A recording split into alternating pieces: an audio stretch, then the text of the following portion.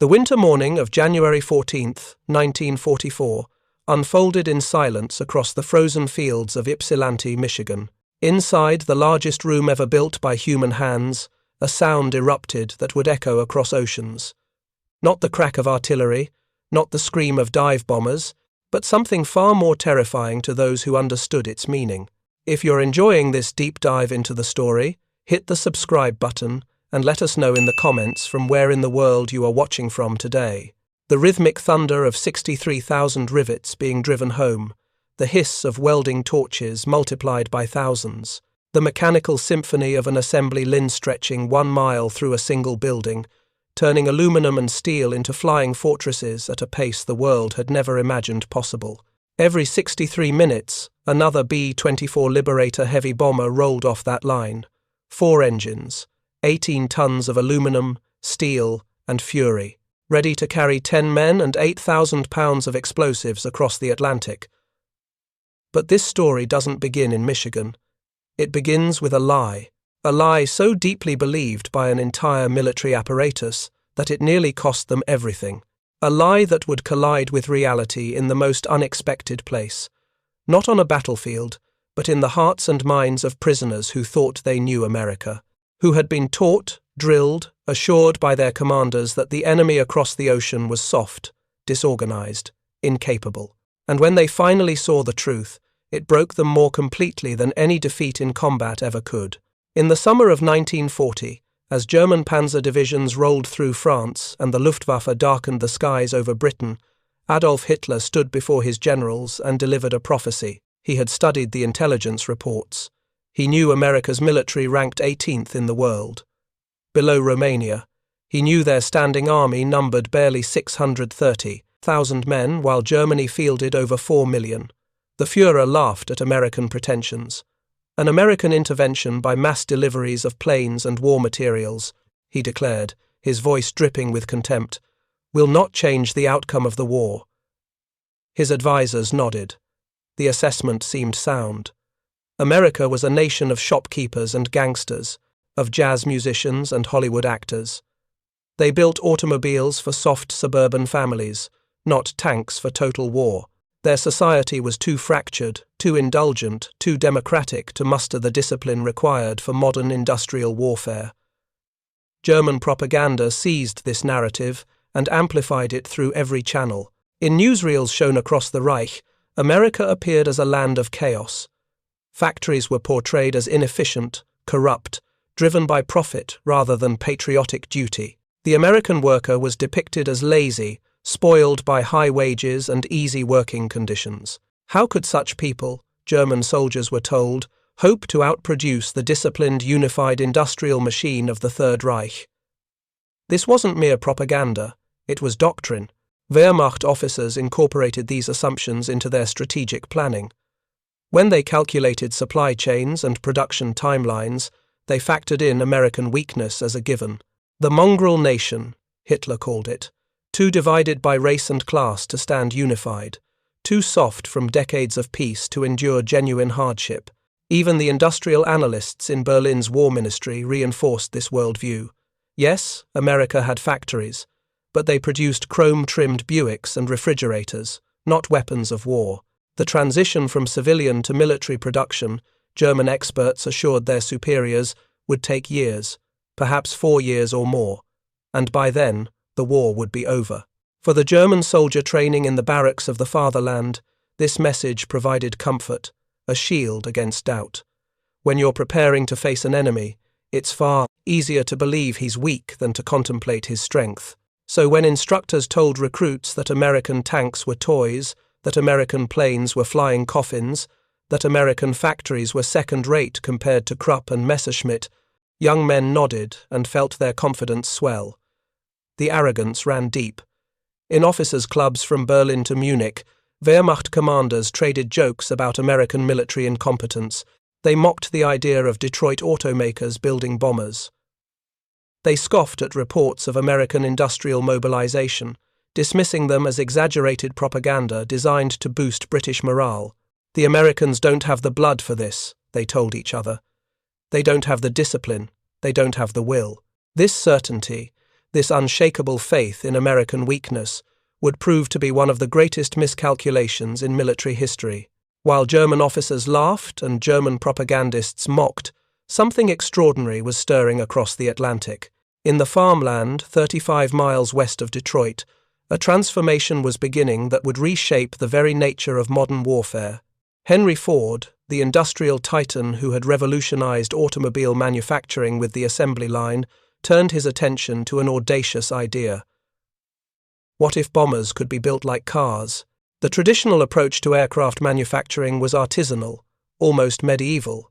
Skilled craftsmen working in small teams, hand-fitting each component, building planes one at a time in open-air facilities. Consolidated Aircraft, the company that designed the B-24 Liberator, needed over a year to produce a handful of bombers. At that pace, America would lose the war before it truly began. Charles Sorensen, Ford's chief engineer, visited Consolidated's San Diego facility in January 1941. What he witnessed horrified him. Workers were assembling aluminum airplanes outdoors on steel fixtures. A surveyor's transit sat on pallets in the back of a pickup truck used to align the center line of the propeller shaft. It took 4 hours just to hang a single engine. The entire operation was chaos, masquerading as industry. Sorensen returned to Detroit with a radical proposition. Build the largest factory in history. Design it specifically for mass production of heavy bombers. Apply every lesson learned from decades of automobile assembly line innovation. Not handcrafted art pieces, but precision-engineered war machines rolling off a continuous production line. The United States government, desperate for aircraft, agreed. In April 1941, 5 weeks after receiving an initial $3.4 million contract to build B-24 subassemblies, construction began on what would become the most ambitious manufacturing facility ever conceived.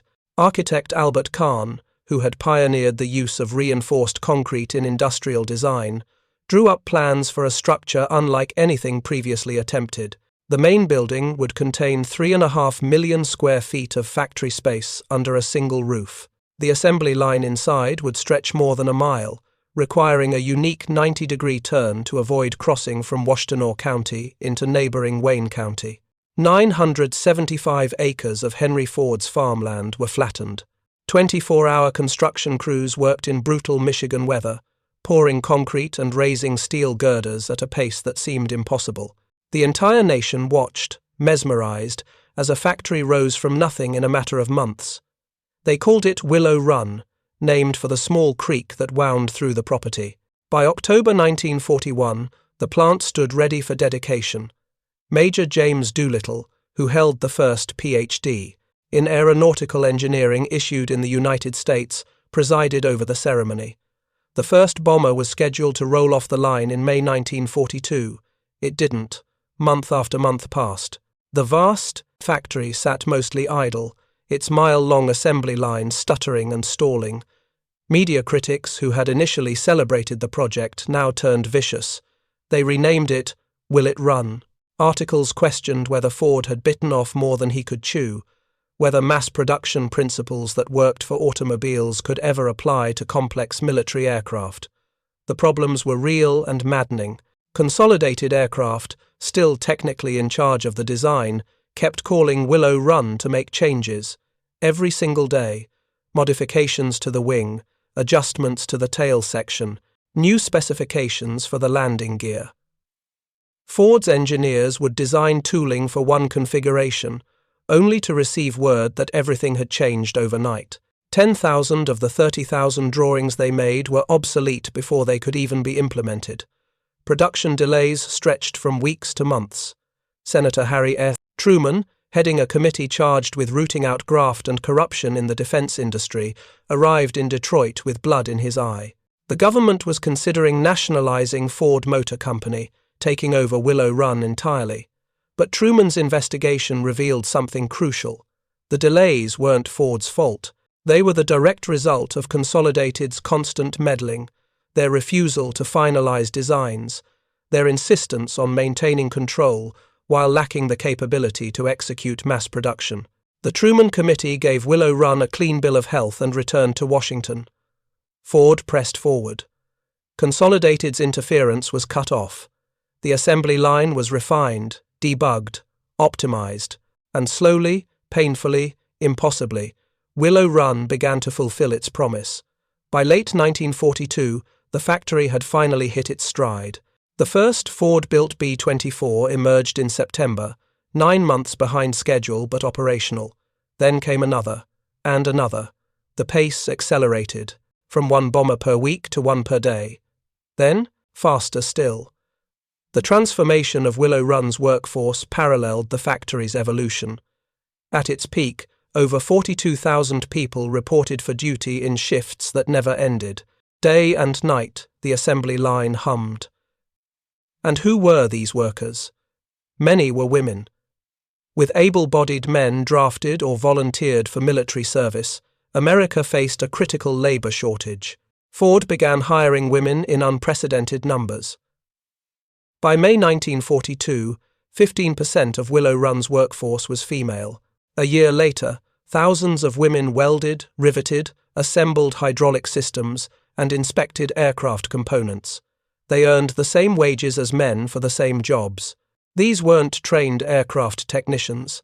They were beauticians and telephone operators and housewives who had never seen the inside of a factory. They learned on the job, attending the aircraft apprentice school, where up to 8,000 students per week completed training and reported for work on the line. One worker, Lucille Hathaway, wrote in her unpublished memoir about the shock of her first paycheck. At Miller's dairy store, I had been working for 35 cents per hour. When I drew my first pay at Willow Run, I nearly fainted. We were working 9 hours per day and all day Saturday, so that my pay at $1.10 per hour was really staggering. The scale of the operation defied comprehension. Simply feeding the workforce required industrial-grade logistics. Cafeterias operated around the clock. Lunch wagons travelled throughout the facility. 24 lunchrooms scattered across the complex. The plant's kitchen prepared nearly 10,000 rolls each day. To care for workers, Willow Run maintained an on-site hospital with 8 doctors, 40 nurses, and a dentist. Over the course of the war, the hospital handled more than 2 million medical cases. Remarkably, despite the inherent dangers of heavy industrial work, Willow Run did not record a single workplace fatality while the factory was in service. The logistical challenges extended beyond the factory walls. Willow Run sat 35 miles from Detroit, in what had been rural farmland with no existing highway or public transportation connections. How do you move 40,000 workers to and from an isolated location every day? The solution required infrastructure on a massive scale. The federal government built the nation's second freeway, now Interstate 94, specifically to transport workers and materials to Willow Run. Public bus lines offered 35 daily trips from Detroit. Private carriers added 130 more. In September 1942, the Willow Run Expressway opened, cutting travel time dramatically. Even with improved transportation, housing remained a crisis. By early 1942, there were no rental rooms available within a 15-mile radius of the plant. Workers flooded in from all 48 states, from Hawaii, from Puerto Rico, from Canada, and Latin America. In 1943, the federal government spent $20 million constructing an entire community adjacent to the factory. John Hathaway, who lived near the plant, remembered people arriving who had never worn shoes before and had to be taught how to walk in them. These weren't experienced industrial workers. They were farmers and coal miners, refugees from the Dust Bowl and the lingering effects of the Great Depression, people who had known grinding poverty and now found themselves earning steady wages, building weapons of war. The cultural impact rippled through nearby communities. Art Schlanderer, who ran a jewelry store, watched bomber plant workers making extravagant purchases for the first time in their lives, diamond-studded watches, expensive rings. These were people who suddenly had money, real money, and the psychological weight of that transformation cannot be overstated. But the true miracle of Willow Run wasn't social or logistical. It was technical. The center wing assembly became the key to meeting Henry Ford's ambitious production targets. Instead of hand-fitting components, Ford's engineers developed a system of prefabricated structures that had all been pre-manufactured.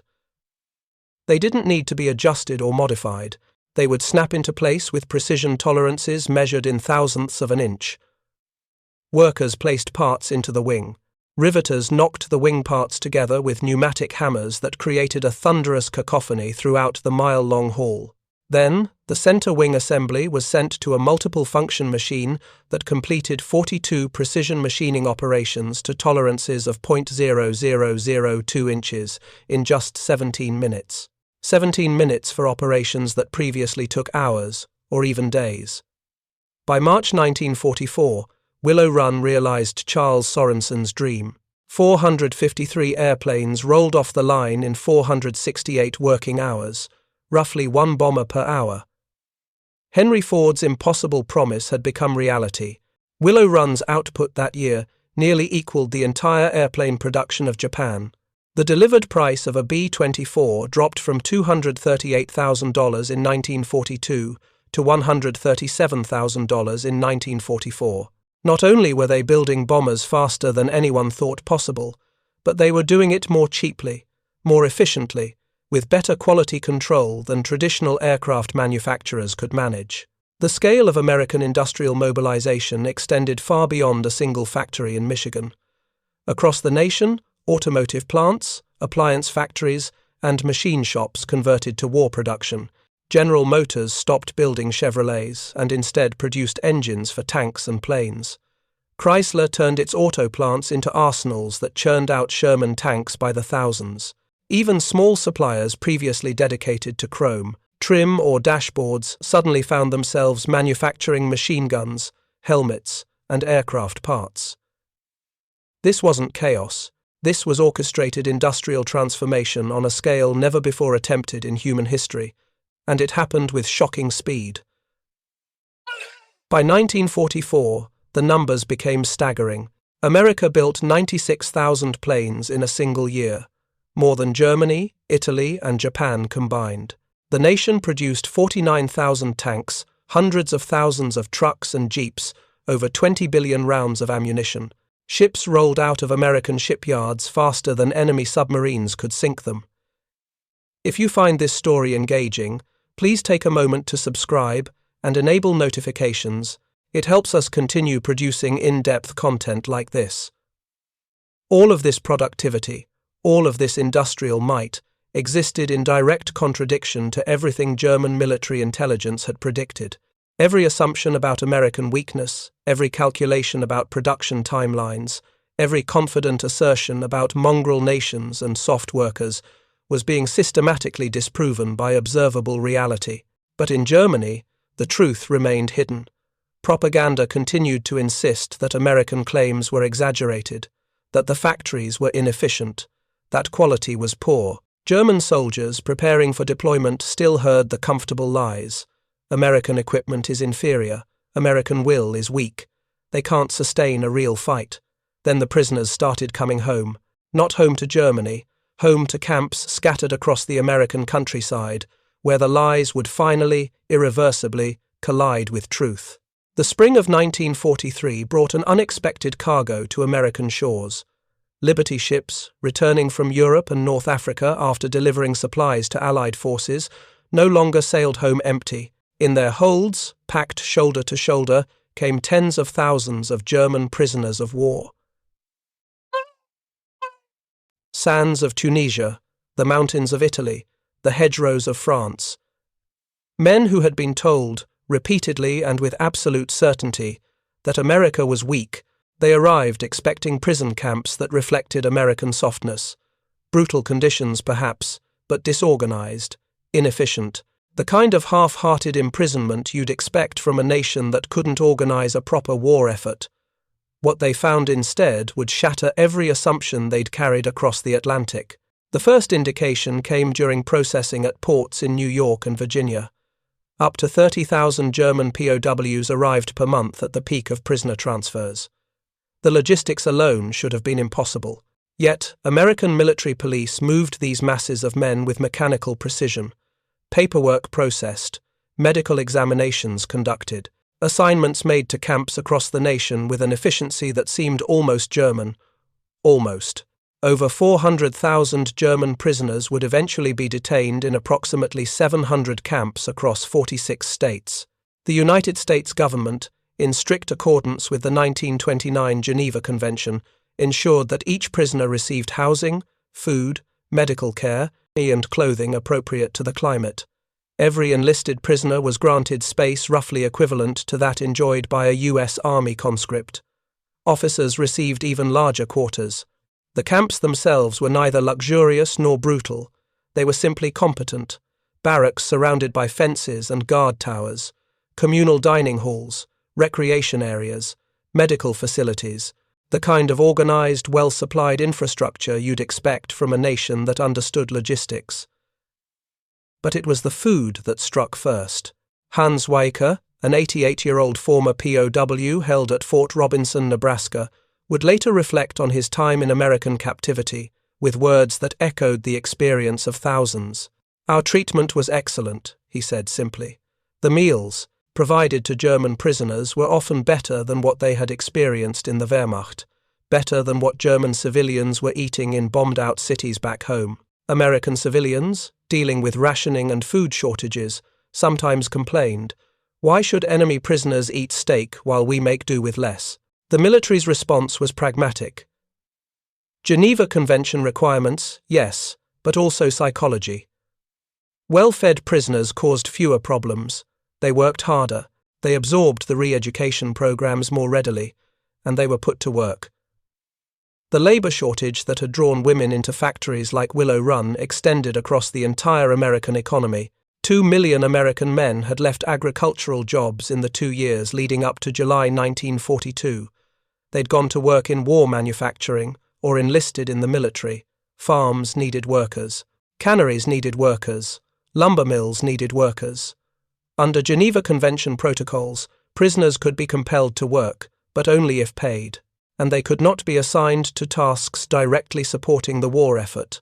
No munitions manufacturing, no weapons production. Instead, German POWs found themselves chopping cotton in Texas, harvesting fruit in California's Rio Grande Valley, cutting sugarcane in Louisiana, tending fields across the Great Plains. They worked in canneries and sawmills. They built furniture and worked on road construction. Private employers paid the U.S. government for their labor. The prisoners themselves received 80 cents per day, which could be used to purchase items at camp stores or placed in trust funds available after the war. For men who had grown up in cold water flats in Depression-era Germany, who had known genuine hardship and poverty, American prisoner camps represented a bizarre inversion of expected reality. Kelly Holthus, who worked alongside German prisoners in York, Nebraska, later recalled their attitude. "I had the impression the prisoners were happy to be out of the war." One prisoner told an American civilian, "I like it here because no one is shooting at me." The psychological impact of this treatment was profound and complicated. These were enemy soldiers. They had fought against American forces. Many were committed Nazis who remained loyal to Hitler even in captivity. Others were ordinary conscripts who had never wanted war. The ideological diversity within the camps created tensions that American authorities struggled to manage. But regardless of their political beliefs, regardless of their loyalty to the Reich, every German prisoner experienced the same cognitive dissonance. They had been taught that America was disorganized, inefficient, incapable of sustaining modern industrial warfare. Yet here they were, detained in well-run facilities, eating regular meals, receiving medical care that many German civilians could no longer access. The real shock, however, came when prisoners left the camps. According to Geneva Convention rules and American policy, POWs could not be confined without purpose. They needed work assignments, fresh air, a semblance of normal activity. So German prisoners were transported, often just a few at a time, to nearby farms and factories where civilian labor shortages had reached crisis levels. Military trucks and jeeps mixed with local traffic. Guards transported prisoners to area employers. And for the first time, German soldiers who had been told endless stories about American weakness saw the reality of the nation that was crushing the Wehrmacht. They saw the roads, not dirt tracks or cobblestones, but smooth paved highways stretching to horizons. American transportation infrastructure, even in rural areas, surpassed what many German cities could claim. Telephone poles lined every route. Electrical wires connected even isolated farmhouses to power grids. This wasn't the primitive, backwards society German propaganda had described. They saw the farms. German agriculture relied heavily on animal power and hand labor. American farms operated with tractors, combines, mechanical harvesters. A single American farmer with modern equipment could work land that would require dozens of German agricultural workers. The productivity differential was staggering.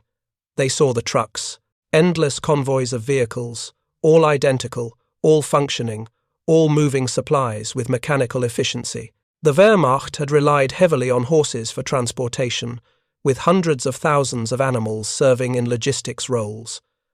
America had motorized everything: jeeps, trucks, half-tracks, all rolling off assembly lines in numbers that seemed impossible.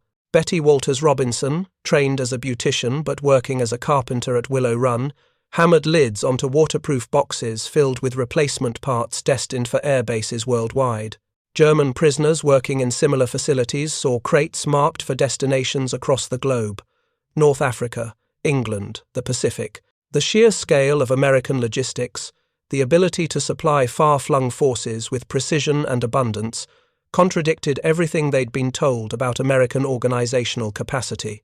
Some prisoners were even granted liberty passes to visit nearby towns. They walked American streets. They saw shops still stocked with goods despite rationing. They saw civilians who looked healthy, well-fed, untouched by bombing or artillery fire.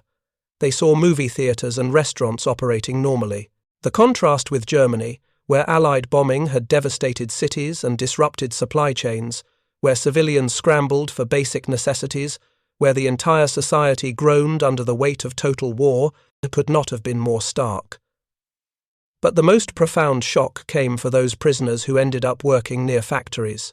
Not Willow Run itself, security concerns prevented enemy prisoners from accessing strategic facilities directly. But other plants, automotive factories converted to military production, the sprawling industrial complexes that dotted the American Midwest. One German officer, later interviewed about his time as a POW, struggled to articulate what he witnessed. "We thought the Americans could not fight without machines," he confessed. "Then we saw how many machines they had." The psychological impact went beyond mere numbers. It was the casual abundance that truly unsettled. In Germany, every resource was precious, carefully rationed, fought over by competing military branches and civilian agencies. In America, factories produced more than the military needed. Warehouses overflowed with surplus equipment. The waste alone exceeded German production capacity in some categories. Thomas Bucher, curator of the Fort Robinson Museum, noted that about half of German prisoners had no inclination to sympathize with the Nazi Party. For these men, seeing American industrial capacity firsthand provided validation for doubts they'd harbored. Perhaps the Reich's promises were hollow. Perhaps the war was already lost. Perhaps everything they'd been told about American weakness was a lie designed to maintain morale in a hopeless cause. But even hardened Nazis, men who remained ideologically committed to Hitler's vision, couldn't deny observable reality. They might dismiss American culture. They might cling to notions of racial superiority. They might convince themselves that German fighting spirit would ultimately triumph. But they couldn't unsee the factories. They couldn't ignore the roads. They couldn't pretend the abundance wasn't real. Some adapted quickly. German prisoners working on American farms developed relationships with their civilian employers.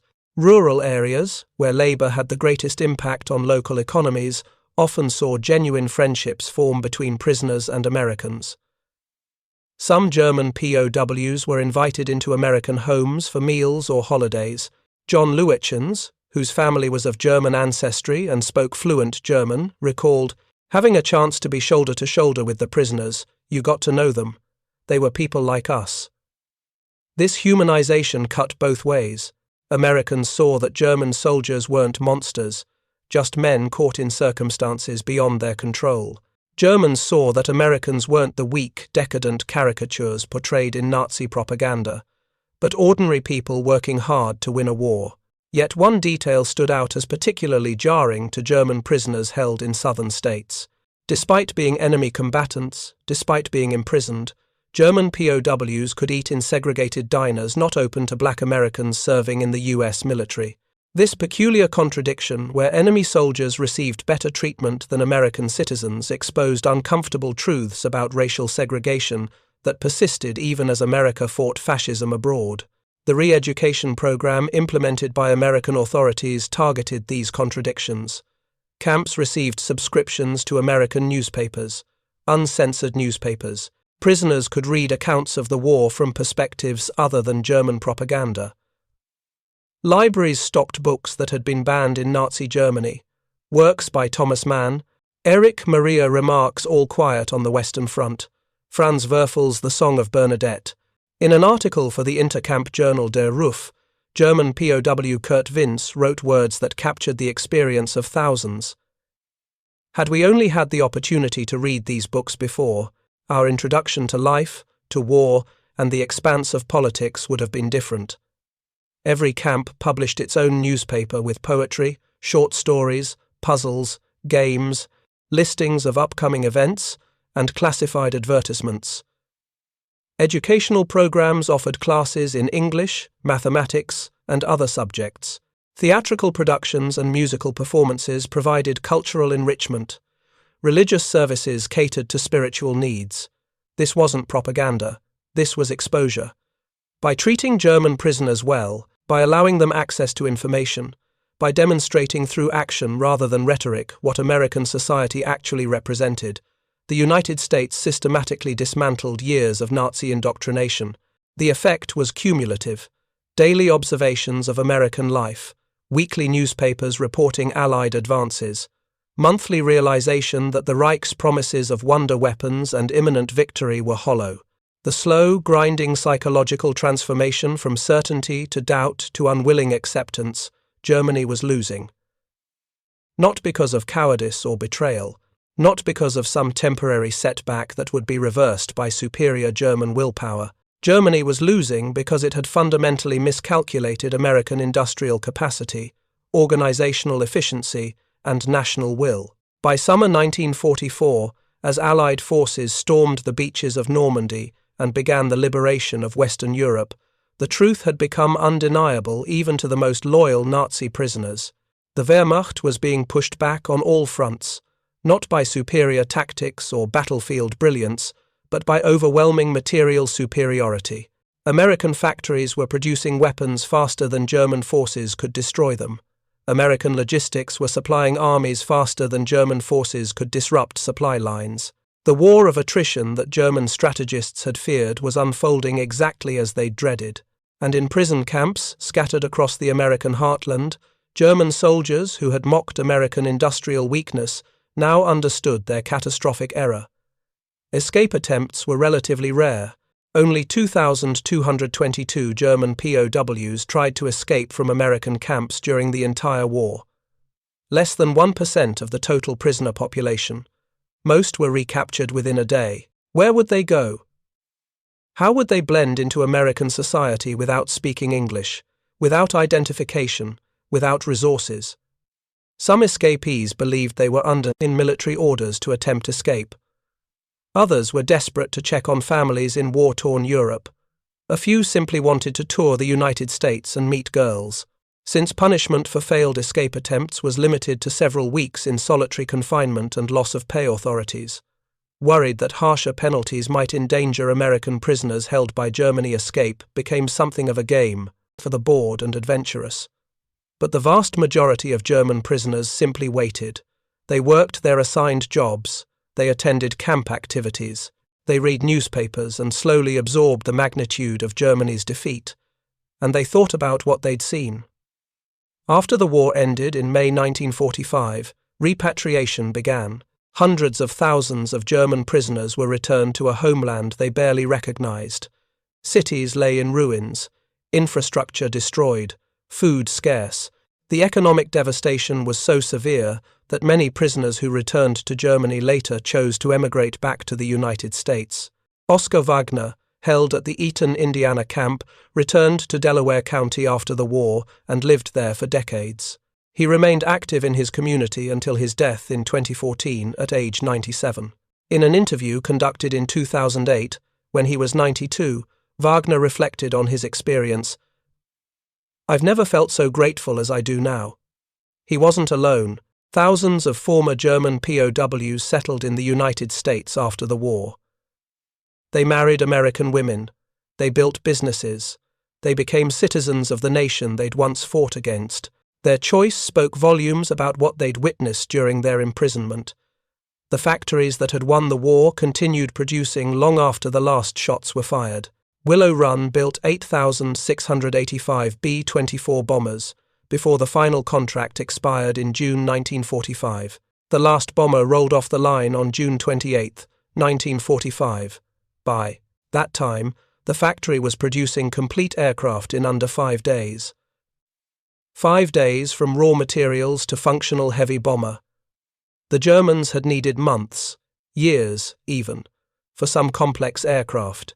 Willow Run did it in less than a week. That differential, multiplied across thousands of American factories, explained the outcome of World War II more clearly than any tactical analysis or battlefield study ever could. When German officers had laughed at American industrial capacity in 1940, when they'd dismissed Roosevelt's ambitious production targets as propaganda, when they'd assured their troops that American factories were second-rate and inefficient, they had committed a strategic error of catastrophic proportions.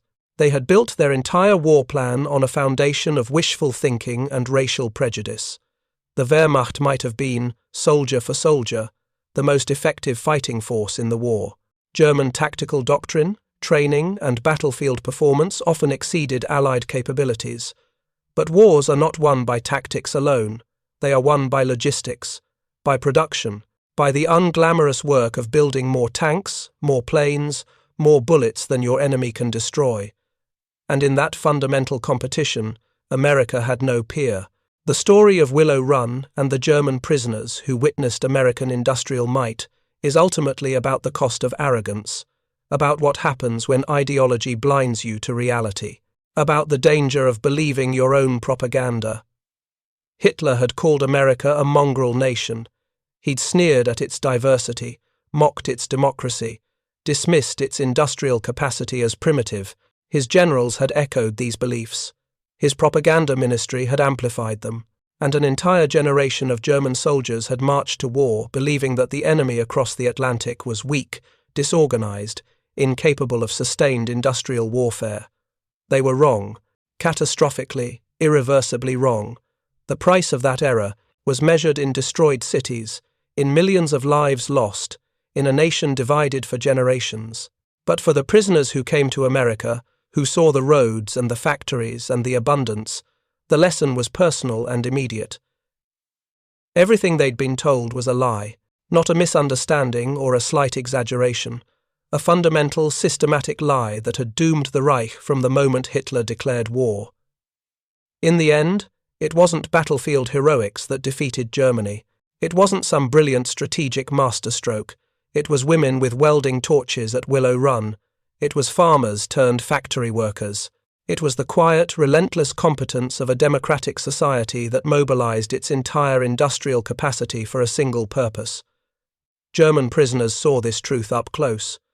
They lived in the camps, they worked in the fields, they rode past the factories, and they understood, perhaps better than anyone, exactly why Germany had lost. The arsenal of democracy had proven itself, not through words or propaganda, but through the simple, undeniable reality of production.